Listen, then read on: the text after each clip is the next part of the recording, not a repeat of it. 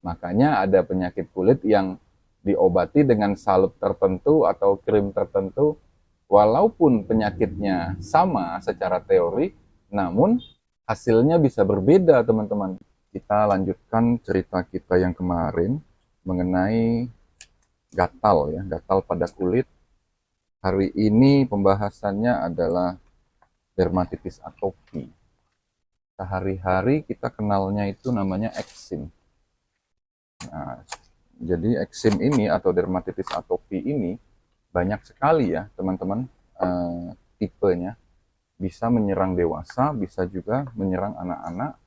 Dan karena setiap kali kulit kita berkontak atau bertemu dengan keadaan-keadaan pencetusnya, maka eksim itu akan langsung muncul.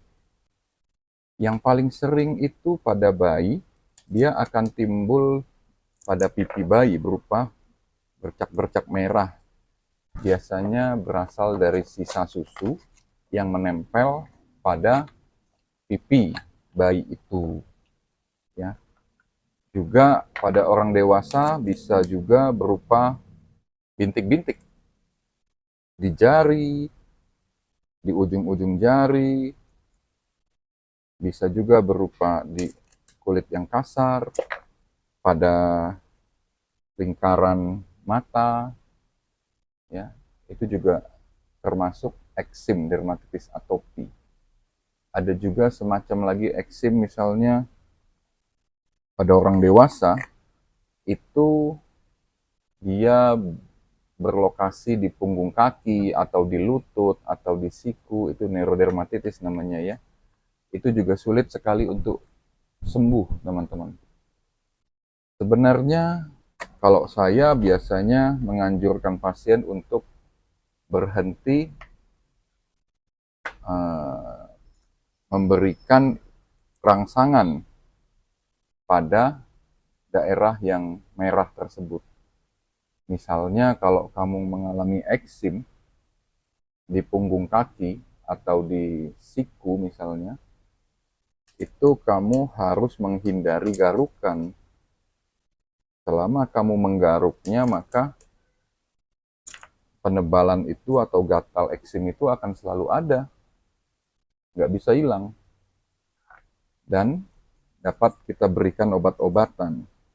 Obat-obatan itu tentu kamu banyak yang bertanya ya, apa sih dok obatnya?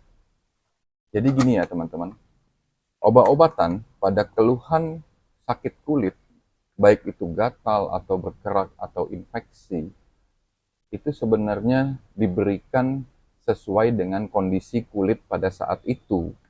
Jadi tidak semua gatal obatnya sama, walaupun penyakitnya sama. Bisa saja gatal itu akibat dermatitis atopi.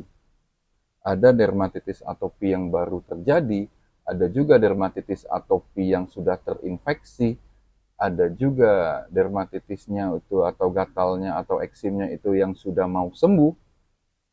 Jadi pengobatannya itu pun berbeda-beda sesuai dengan keadaan saat ini yang terjadi pada kulit pasien itu. Jadi kita perlu lihat dulu, kita perlu nilai dulu keadaan dari penyakit kulitnya.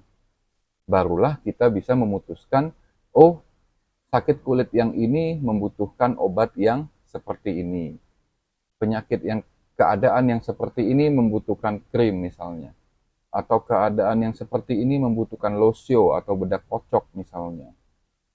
Keadaan yang seperti ini bukan krim, tapi salep.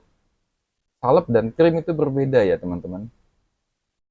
Penyakit kulit yang seperti ini butuh kompres misalnya.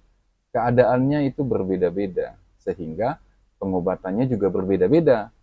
Ya, jadi bukannya semua penyakit kulit itu sama rata, obatnya itu salep A gitu. Belum tentu. Makanya ada penyakit kulit yang diobati dengan salep tertentu atau krim tertentu, walaupun penyakitnya sama secara teori, namun hasilnya bisa berbeda, teman-teman.